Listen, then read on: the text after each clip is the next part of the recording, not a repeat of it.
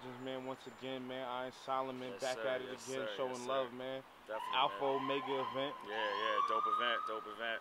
Man, we talked about it last week.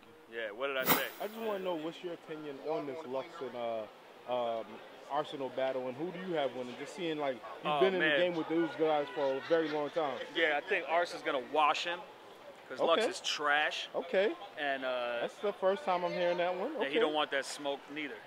Damn. You know what I'm saying? So no, I think that you know, I think it's a perfect, great battle for right now. Like I think people, it's not the type of thing where people have been like, yo, I'm just dying to see Ars and Lux. Like you don't really hear that. Yeah, I mean, you know, I was iffy, right? Yeah, you was iffy. You wasn't really sure, man. How'd you feel about the results?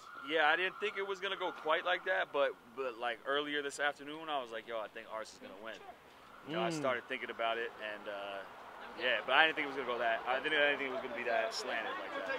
Oh, you thought it was like slanted highly in Arsenal's favor? I mean, it might be different on the footage. Let me not say that because Lux is kind of a like he's good for in the building, but he's also a footage guy. You know what I mean? But definitely the energy in the building felt like it was with Ars. You know what I mean? It felt like the energy was with Ars. You thought, you know, what you thought about Lux's performance? It was dope. You know, I think that like Kung Fu Kenny was in the building tonight, man. I think that it gets, you know, he's an incredible writer.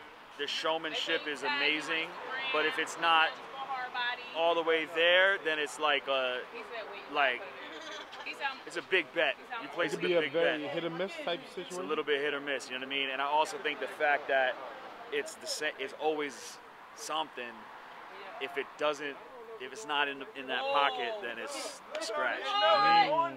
It could look real off. A little off, yeah. And I was on a stage, like, so, you know, the angle isn't great, but it felt like it didn't land. You know what I mean? Was it? How was it? Clearly, like every round, or was it? Yeah, like... I felt like it was clear every round from where I was standing. Okay. I have to assess it, see it on camera, and really, you know, sit with it. But it felt clear. It felt clear. And I mean, it felt like he clearly lost to the guy that I just beat. Wow. Okay. You know what I mean? Okay. So it would be like Lux. It would be like me, Ars, and then like if you could pan down, like Lux. You know what I mean? That's kind of what it felt like. With Lux taking, like, you know, if you see that as a L or anything, does it take away anything or like kind of bring his status down a little bit, or does he look more immortal, or you know what I'm saying? Like, you know, because everybody was calling him God Lux and things of that nature. I mean, look, I think in hip hop particularly, but in society in general, we like to just tear people all the way the fuck down for one misstep or one human element, you know what I mean? Like, you would rather, I personally would rather him be human so that people know that they can achieve what he is doing, and that, you know what I'm saying? Like, you can't, just because he got washed by the guy that I washed, doesn't mean that he didn't do all the great things that he's done, you know what I mean? You can't, there's no fucking way you could take away what Lux has done for the culture, or his level of talent, or his capabilities, or his innovation. Like, you know, fuck all that. You know what I mean? Even if his stock might be down now in terms of people being excited to see his new shit, none of that undoes what he's brought to the game and to the culture. It's like, you know, like Tupac died, Biggie died, and they became super legends and things. You think if Lux after he died battling, tonight? If he would have just stopped battling Calico after that Calico night, do you think his legend would have been cemented on some, like, oh my God, this is the great, like? Yeah, I mean, I think that legend of Lux is cemented. You know what I mean? Okay. Like, I think you're right. If that was the end of the story, maybe you know, maybe it would ring out a little, you know. But at the same time, like, that battle reached people that the culture doesn't usually reach, and it changed showmanship and the potential for a certain type of content to have a presence in battle rap forever. And there's definitely people who that's the last battle that they tuned into, so they don't even know that Lux battled again after that. You know what I mean? So, you know, to me, he still deserves the accolades that he has. You know? Okay. The reason I was saying that is because when you look at a guy like Murda Mook, like, his draw is still very high, just because you still haven't seen him battle enough to the point where you could see him take I some mean, L's. he's a master at that. You know what I mean? Like exclusivity, it's supply and demand. You know, it's economics. Like that's marketing. That's part of Mook's brilliance. You know what I mean? That's part of what has him in that position. Is that or anybody. Like look at Hollow. You know what I'm saying? He's selective with his battles. Look at Lux. He's selective with his battles. Mook is a chess player, and he knows what to do and when to do it. And you got to give him credit for that. You know what I mean? Oh, just speaking on that, man, I've always wanted to ask you, man, because, you and Mook battle, man, that kind of helped push Mook to another level as well. Yeah. How'd you feel like, just seeing what that battle did for his career and everything like that? I don't know. I wasn't really that tuned in to, like, how... I don't really know how it affected his career. I heard people say that they thought he was whacked that night, too. The battle was just fucking horrible. So I'm not really in tune with what it has done for his career. I mean, I guess... he had the status that he did, and then we headlined Summer Madness. Don't forget that. Yeah. Iron Soloman and Murda Mook headlined Summer Madness, build over Lux, and I think Mook needs these like stepping stones to continue to walk across the river, and that was another one. You know what I mean? And yeah. Was that one of your hardest battles of your career? Yeah, by far. When you look back at that battle, what do you feel like you could have did different? I think maybe I could have. I don't know. I think it was a lot of circumstantial stuff that went wrong that made it challenging.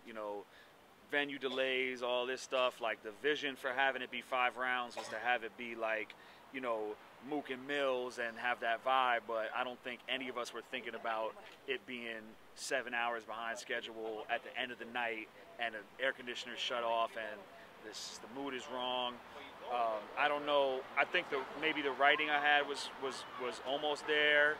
There's definitely some shit in there that's fire. There's some shit in there that I heard Lux say tonight. Bars that I said to Mook 5 years ago that I heard Lux say tonight. That's and crazy. He might not even know it. That's crazy. So there's definitely fire in there. It's just I don't think I was in my bag performance-wise, and just is what it is. I should have brought Diddy. I should have brought Jay because they brought Diddy. You know what I mean? Okay. Then they could have evened the score. Yeah, you know what I mean. I asked you that to ask you, man. Do you think you'd still be able to come on the URL stage and still put on? Because the atmosphere changed, some of the fans changed, and you got new fans and things like that. I mean, I hope so. Like I can't.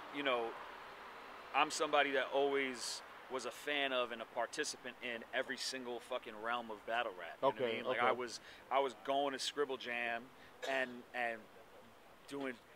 going crazy over there, and then coming right back and being on Fight Club, and then being on Smack, and then doing Grind Time. You know what I mean? Damn. So I really have been part of the most wide-range, diverse fields of battle rap since the very beginning, and that's always something that's important to me because I'm a fan of hip-hop, and I don't like to look at something and be like, oh, this is corny because it's backpack, this is street shit, it's corny. Like, I just love all the culture and want to participate in all elements. So to me, it's like a challenge to myself to be able to compete on all the stages, you know what I mean? So I would hope so, I'll definitely jump in. Okay, no, definitely, man. And for this night's card, did you see any other battles besides the Lux and anything you was able to see? I caught the end of Clips and Rad B. Yeah. But really, I just caught a piece of Clips' round, and I seen most of DNA and Suge, and that was fire. Yeah. Okay. And the Clips round I caught was dope too. Okay. What'd you feel about Suge and DNA? Who'd you have winning that? It's dope. I didn't catch the whole thing, so I can't call a winner. Okay. But I'm not you liked sure it I didn't see all the rounds. What you seen? Yeah, it was dope, especially on short notice like that. Facts. Salute, respect to them for that. Yeah, surprise type of situation. Yeah. But Soloman, man, tell them also where they can get that music again, man. Yeah, iTunes, album, Iron Soloman Monster on iTunes, or you can go to djbooth.net and get the Killer mixtape with DJ Green Lantern. Yo, thank you again, Soloman, man. Always, if we man. get a Always shout out pleasure. from hiphopisreal. Yes, sir. Iron Soloman, a.k.a. Iron Kike Tyson, a.k.a. Triple Entendre 3000, a.k.a. Saul Good. Hip-hop is motherfucking real.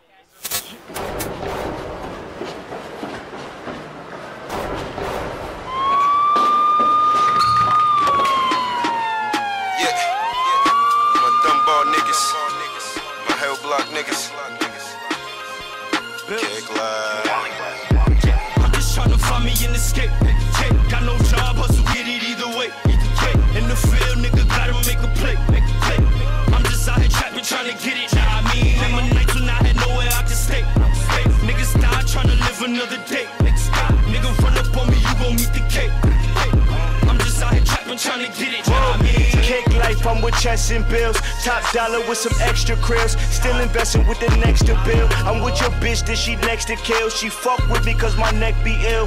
Wrist frost like Gretzky still.